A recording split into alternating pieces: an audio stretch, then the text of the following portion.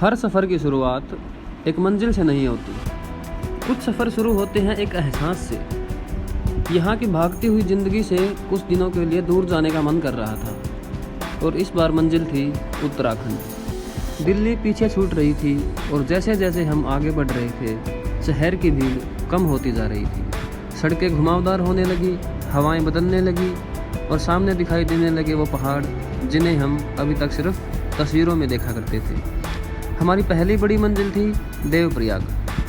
यह सिर्फ एक खूबसूरत पहाड़ी जगह नहीं है, यहीं भागीरथी और अलकनंदा नदियों का संगम होता है और इसी संगम से आगे नदी को नाम मिलता है गंगा।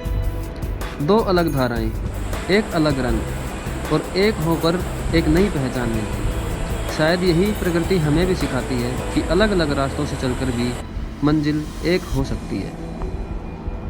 देवप्रयाग के बाद हमारी यात्रा हमें लेकर पहुंची धारी देवी मंदिर। पहाड़ों और नदियों के बीच बसा यह मंदिर अपने आप में एक अलग ही आध्यात्मिक अनुभव देता है। यहाँ कुछ देर रुककर ऐसा लगा जैसे पहाड़ों की आवाज़ में भी कोई प्रार्थना छुपी हुई है। शहरों में जहाँ हमें शांति ढूंढनी पड़ती है, यहाँ शांति खुद हमारे पास आकर बैठ जाती है। अब हमारी यात्रा आगे बढ़ रही थी और अगला पड़ाव था सारी गाँव।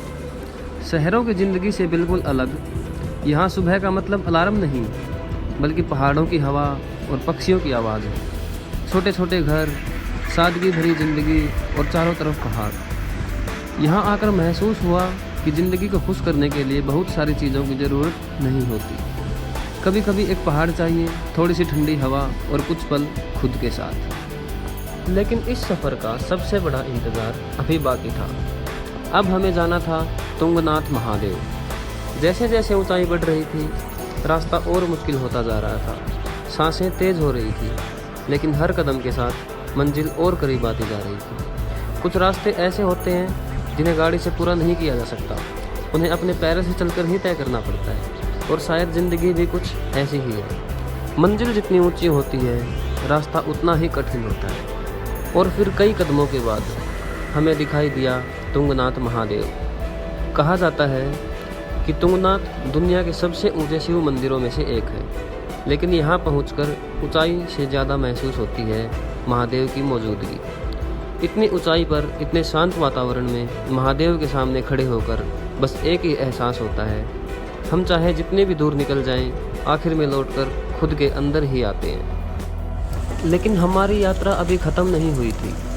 तुंगनाथ से आगे अब हमारा लक्ष्य था चंद्रशिला।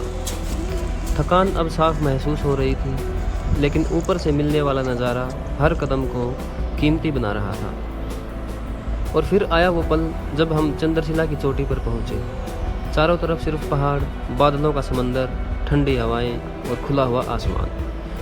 उस पल कैमरा निकालने का मन भी नहीं कर रहा था, बस उस नज़ारे को आंखों में कैद करने का मन था। कुछ नज़ारे वीडियो में रिकॉर्ड नहीं होते, वो बस यादों में रह जाते हैं। चंद्रशिला की ऊंचाइयों के बाद अगले दिन हम पहुँचे एक ऐसी जगह है जहाँ पहाड़ों की खूबसूरती पानी में दिखाई देती है। देवरिया ताल। चारों तरफ जंगल, सामने शांत झील और पानी में दिखाई देती हिमालय की परछाई। यहाँ कोई शोर नहीं था, कोई जल्दी नहीं थी, बस प्रकृति थी और हम थे। शायद इसी को कहते हैं सुकून।